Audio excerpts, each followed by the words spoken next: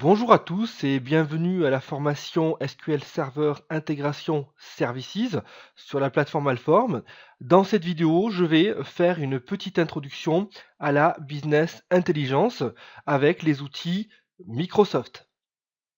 Alors les objectifs de cette vidéo, les voici.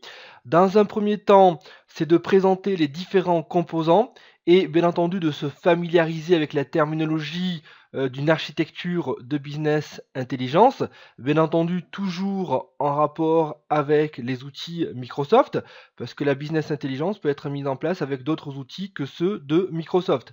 Mais là, bien entendu, on va travailler avec SSIS et l'outil SQL Server Integration Services, voilà, qui est un outil de conception d'ETL Microsoft. Le deuxième objectif de cette vidéo, c'est de vous faire comprendre les raisons de la mise en place d'une solution de BI, de Business Intelligence. Alors pourquoi mettre en place une solution de Business Intelligence? Vous me direz qu'on pourrait bien entendu aller récupérer directement les données et requêter directement sur les données qui auront été stockées sur les serveurs transactionnels.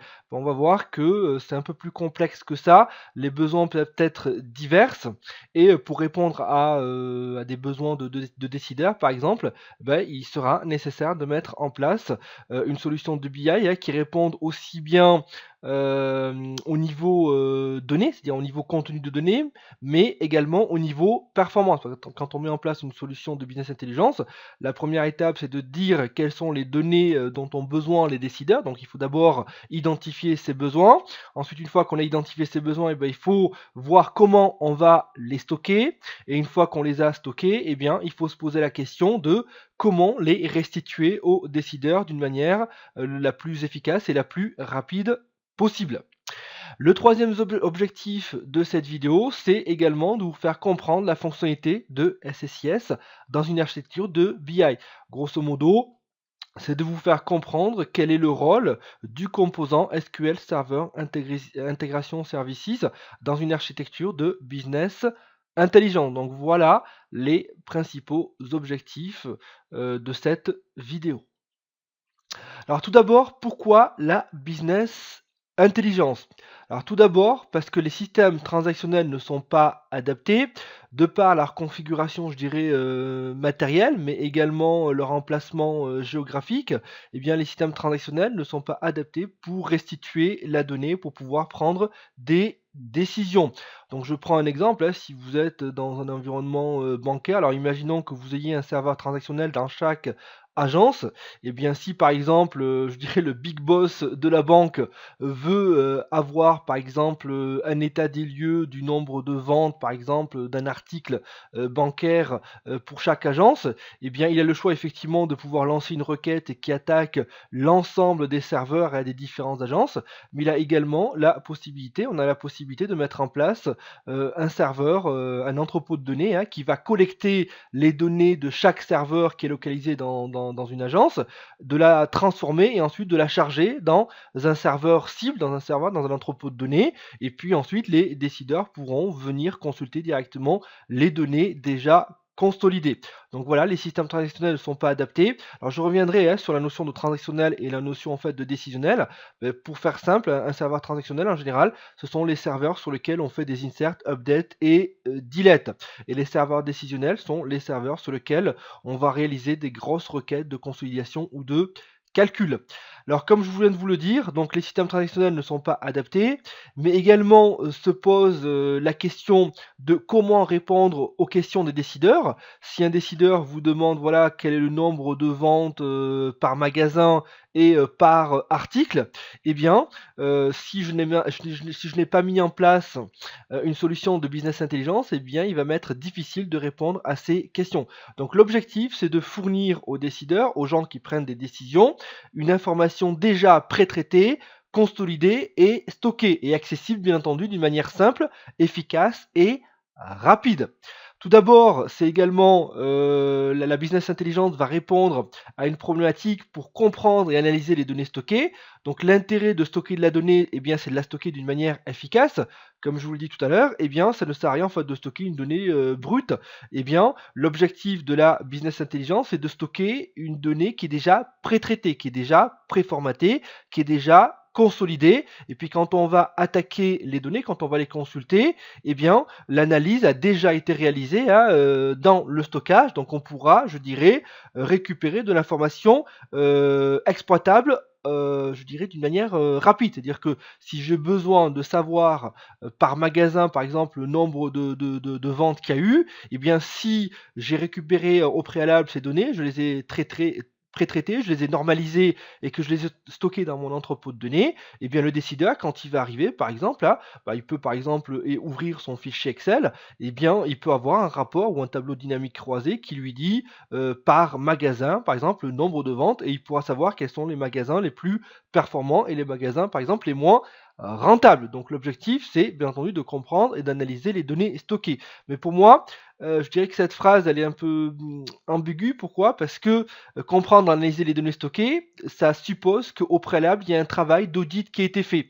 Donc analyser les données stockées, ben, normalement, en général, quand on stocke les données, c'est pour répondre à un besoin aux questions des décideurs. Donc la question normalement devrait déjà être traitée au moment du stockage des données à partir de SSIS. Donc on va voir que SSIS va permettre d'alimenter un entrepôt de données. Et bien ces questions par exemple de transformation et de dire qu'est-ce que je stocke dans cet entrepôt de données doit déjà être, je dirais, déterminé bien avant le stockage de ces données.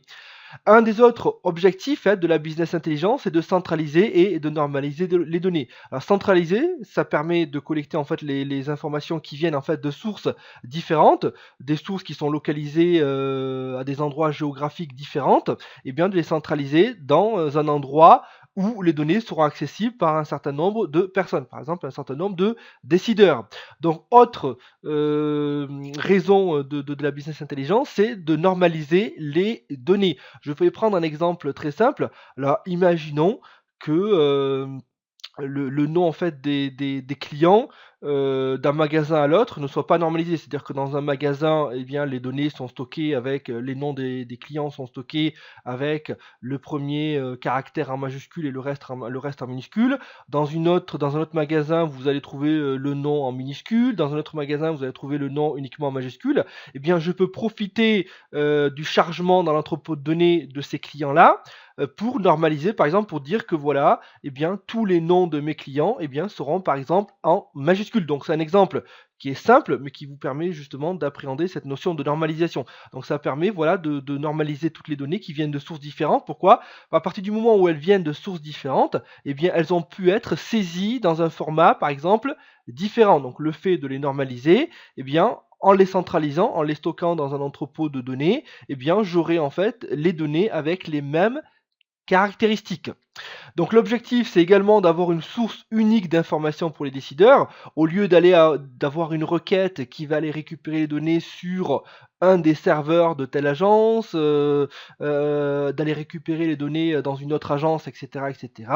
Eh bien, le fait de mettre en place une solution de business intelligence va vous permettre en fait de centraliser toutes les données dans une source unique d'informations pour les décideurs. Donc les décideurs sauront où trouver leurs données. Donc ça, c'est vraiment très très important. Alors imaginons que vous ayez une entreprise à l'échelle internationale. Eh bien, si vous avez par exemple une entité Europe, une entité États-Unis, une entité Moyen-Orient ou autre, eh bien, je peux par exemple décider qu'à Paris, je vais en fait consolider toutes les données. Donc je vais créer mon entrepôt de données à Paris et je vais récupérer les données en fait des différentes entreprises, des différents sites localisés par exemple aux États-Unis ou dans le Moyen-Orient, collecter l'information, la transformer, la travailler et ensuite la stocker dans une source unique. Et puis les décideurs, eux, iront en fait chercher l'information dans cette source unique pour pouvoir prendre des décisions stratégiques ou des décisions en fait d'orientation économique.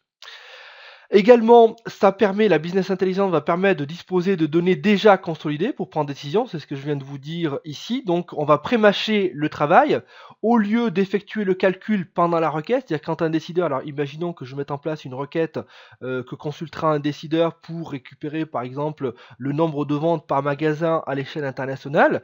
Eh bien, s'il le fait à ce moment-là, le fait d'aller récupérer les données un petit peu partout, si la volumétrie des données est très très importante, eh bien le temps d'affichage peut être très long. Donc si le décideur lance sa requête à 8 heures et qu'il revient à 9 heures, qu'il n'a toujours pas le résultat, je ne pense pas qu'il sera content. Donc l'objectif, c'est par exemple, hein, c'est le soir, via en fait les outils que nous allons voir, par exemple via SSIS, d'alimenter l'entrepôt de données en récupérant des données et en les consolidant. Par exemple en faisant le calcul dans l'opération en fait de chargement et de stocker les informations dans la source unique déjà consolidé, déjà pré-traité, déjà pré-calculé. Comme ça, quand le décideur arrivera le matin, tous les calculs ont déjà été préfaits, donc il n'a plus qu'à cliquer et l'affichage est instantané. Donc c'est l'objectif un petit peu de la business intelligence. Un des autres objectifs qui justifie la mise en place d'une BI, c'est la capacité à pouvoir mesurer le résultat d'une activité ou d'une prise de décision. Par exemple, imaginons que je décide de délocaliser mes magasins en fait d'une ville à une autre. Eh bien, cette décision stratégique, eh bien, je veux être capable les décideurs vont vouloir être capables de mesurer l'impact financier, l'impact économique de ce déménagement. Donc, ils vont pouvoir ensuite comparer le nombre de ventes ou le chiffre d'affaires ou ce que vous voulez avant et le chiffre d'affaires et le nombre de ventes par exemple après ce déménagement. Donc ça c'est important, ça permet de pouvoir comparer des résultats à un instant T par rapport à un autre instant T. Donc ça va permettre de mesurer, en tout cas ça va permettre aux décideurs de mesurer le résultat d'une activité ou d'une prise de décision. À partir du moment où le décideur a pris une décision stratégique, ben, il va devoir justifier à ses supérieurs hiérarchiques par exemple que le choix qu'il a fait est un choix pertinent. Et donc, cette mesure ne peut se faire que si nous avons en fait des données.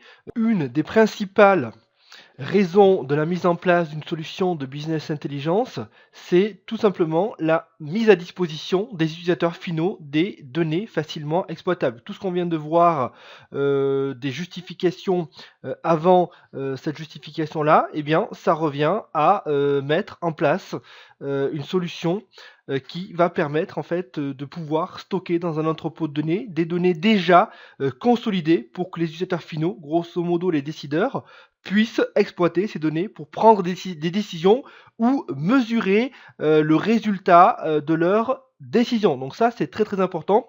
Il faut bien, je dirais, le comprendre, parce que quand on vous demande de mettre en place une solution de BI, il faut toujours répondre à des besoins au niveau des décideurs. Donc c'est ça qu'il ne faut pas oublier. Il faut toujours partir du principe que ce que je vais mettre en œuvre, que ce que je vais stocker doit être pertinent et doit répondre à un besoin. Donc souvent, on met en place des solutions de BI. Moi, les erreurs que j'ai vues dans la construction des architectures de BI, si on met en place des solutions qui ne répondent pas vraiment à un besoin. Moi, je suis plutôt d'avis d'aller faire un audit, de définir le besoin en termes de données consolidées que souhaitent avoir les décideurs.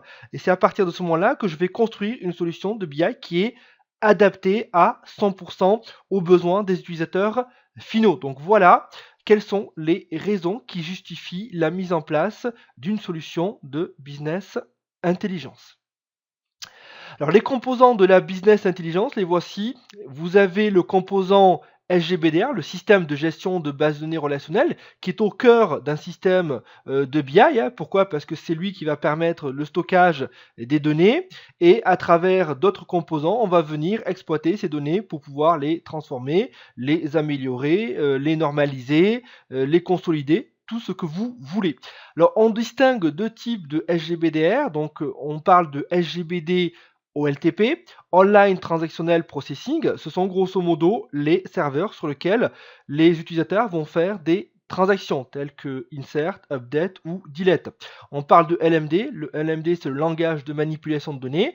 Donc si par exemple au niveau national, j'ai le siège à Paris et que j'ai un certain nombre de magasins qui sont dispersés au niveau national, eh bien dans chaque magasin, j'aurai un serveur OLTP dans lequel en fait, quand les caissières vont vendre des articles, eh bien ça représentera en fait par exemple un insert ou un update dans la base de données dite transactionnelle. Donc un serveur OLTP, eh bien en général ce sont les serveurs sur lesquels les gens de la production vont faire des inserts, des updates ou des deletes. On parle en fait de données de production, que ce soit une usine ou que ce soit un magasin ou autre, eh bien c'est dans ces bases de données là qu'on va mettre à jour les articles, qu'on va insérer les nouvelles ventes, qu'on va supprimer par exemple des articles ou autre. Donc là on parle de serveurs OLTP, Online Transactional Processing. Alors, on parle également de serveurs OLAP. En général, ce sont ces serveurs-là qui constituent les fameux entrepôts de données. Donc, OLAP pour Online Analytical Processing.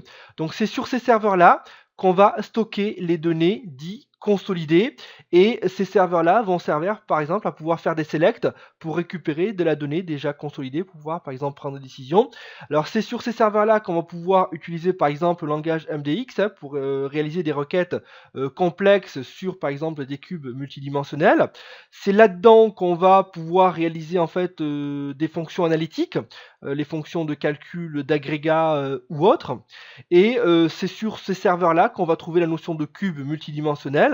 Et c'est dans ces bases de données-là qu'on va trouver par exemple des tableaux qui contiennent des données consolidées.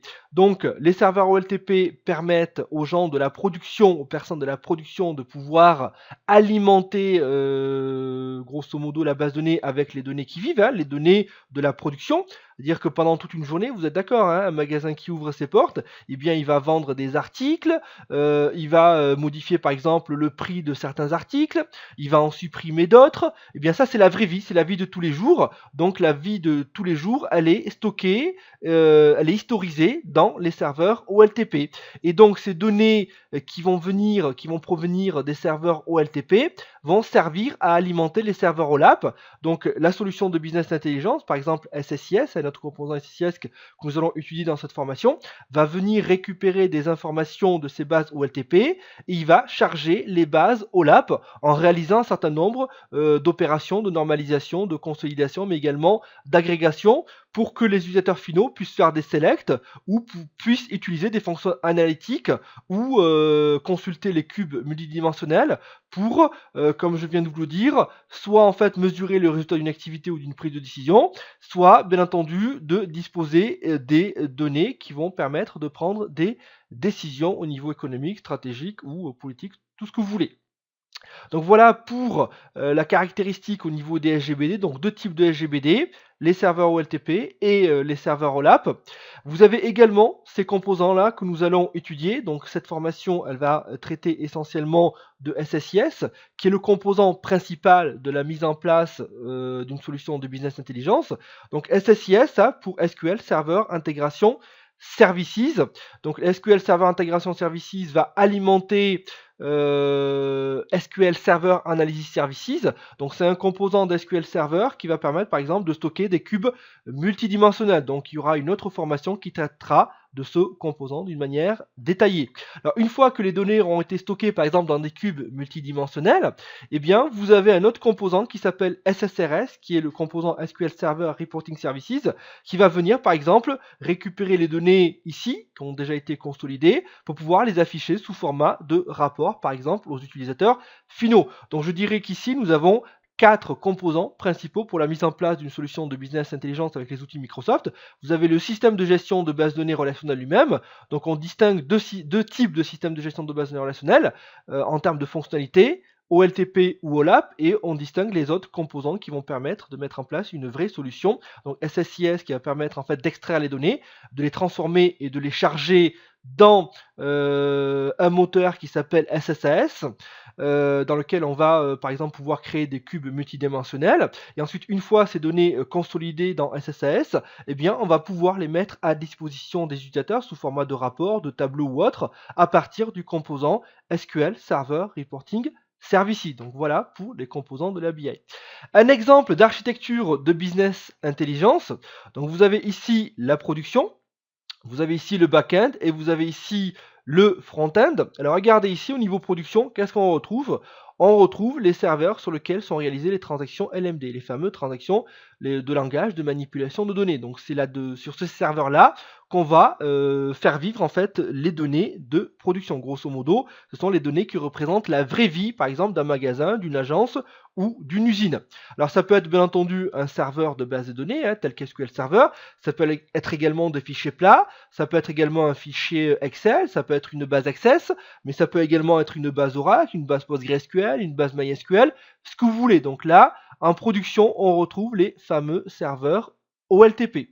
Ensuite, dans le back-end, c'est ce qui nous intéresse ici, c'est là-dedans qu'on va retrouver le composant SSIS, le fameux composant SQL Server Intégration Services. Donc c'est lui qui va permettre d'extraire les données des différents serveurs OLTP, qui va les extraire, les transformer, et une fois qu'il les a transformés, eh bien, il va les charger dans des moteurs multidimensionnels tels que SSAS, SQL Server Analysis Services, sous format bien entendu de cube, ça peut être également des tables de faits, donc je reviendrai sur ces différents éléments, ça peut être également tout simplement des tables préformatées, donc ça peut être tout type en fait de cible de données, ça peut être également un fichier Excel, ça peut être également des fichiers PAS, ça peut être vraiment ce que vous voulez. Alors il est possible dans la partie back-end ici en fait de rajouter en fait une étape, d'utiliser en fait un composant qui s'appelle SQL Server Data Quality Services. Alors ce composant par exemple permet de nettoyer les données avant l'intégration, par exemple avant le traitement par le composant SSIS et avant le chargement sur les SGBDR OLAP, dont les cubes sont gérés par le moteur SSAS. Donc le SQL Server Data Quality Services va permettre par exemple de nettoyer, de modifier, de supprimer ou d'enrichir des données incorrectes ou incomplètes. Il va permettre également de réaliser en fait du profilage de données, il peut également réaliser de l'analyse. Alors nous reviendrons plus tard sur ce composant, mais donc il faut savoir qu'il est possible de réaliser, je dirais, un nettoyage des données avant de les traiter avec SSIS. Donc SSIS, c'est bien un outil d'extraction, E pour extraction, T pour transformation et L pour loading pour chargement. Donc c'est ce composant-là que nous allons étudier. Donc ce composant SSIS, il va extraire les données des différentes sources ici, il va les extraire, les transformer et ensuite il va les charger dans les SGBD, dans l'entrepôt de données tout simplement. Vous avez vu, on retrouve ici la notion d'OLAP, donc SGBDR, OLAP, donc ici on est sur des serveurs transactionnels, OLTP, et ici nous sommes sur des serveurs dits OLAP. On a, comme je viens de vous le dire ici, OLAP pour Online Analytical Processing. Donc ici, on pourra stocker les données, comme je viens de vous le dire, sous format de cube, sous format de table de faits. Ça peut être également des fichiers Excel, ça peut être également une base Access, ça peut être une base Oracle, une base MySQL. Mais normalement, quand on met en place une solution de business intelligence avec les composants SQL Server, on reste sur les SGBD Microsoft, c'est-à-dire SQL Server. Alors une fois que ces données auront été stockées dans l'entrepôt de données, eh bien on va pouvoir les exploiter, c'est-à-dire dans le front-end, ici, c'est ici que les utilisateurs finaux vont par exemple exploiter les données qui ont été stockées dans l'entrepôt de données à travers Microsoft Excel, à travers Microsoft Power Pivot, donc je reparlerai de ces composants. Ils pourront bien entendu récupérer les données dans un tableau dynamique croisé au niveau d'Excel. Ils pourront également consulter des rapports SSRS. Donc le SSRS, c'est le troisième composant dans la mise en place d'une solution de BI. Donc SSRS pour SQL Server Reporting Services. Donc il va permettre en fait d'attaquer les bases de données dans les SGBDR OLAP et de les mettre à disposition des utilisateurs finaux sous format de rapport, de tableau pour que les décideurs puissent prendre des décisions. Donc voilà un petit peu une architecture type de business intelligent. Donc on va retrouver la partie production dans laquelle on va retrouver la source de données ou les fameux serveurs OLTP. On va retrouver la partie back-end. C'est dans cette partie-là, c'est dans cette colonne-là que vont être effectuées les opérations de transformation, de nettoyage et de traitement et de consolidation de la donnée. Et ensuite, ces données, une fois qu'ils auront été pré-traités dans la partie back-end, vont être chargées sur dans un entrepôt de données en général sur les SGBDR OLAP et ils pourront être stockés sous format de cubes multidimensionnels et ces cubes multidimensionnels seront gérés par le moteur SSAS. Alors bien entendu, hein, ça peut être juste des tables, ça peut être juste des fichiers Excel, ça peut être une Access, ça peut être tout ce que vous voulez. Alors une fois que les données ont été consolidées et stockées dans cet entrepôt de données, dans les fameux SGBDR OLAP, eh bien on va ensuite les mettre à disposition des utilisateurs finaux ici dans le front-end à travers bien entendu Microsoft Power Pivot, à travers des classeurs Excel, à travers des rapports SSRS, donc sous le format qui convient le mieux aux utilisateurs finaux. Donc voilà un exemple d'architecture de business intelligente. Donc j'espère tout simplement que ça vous a éclairé sur l'utilité d'utiliser SSIS dans une solution de business intelligence. Donc voilà, ce que nous avons couvert dans cette vidéo, c'est assez simple, hein. Nous avons fait une petite introduction à la business intelligence.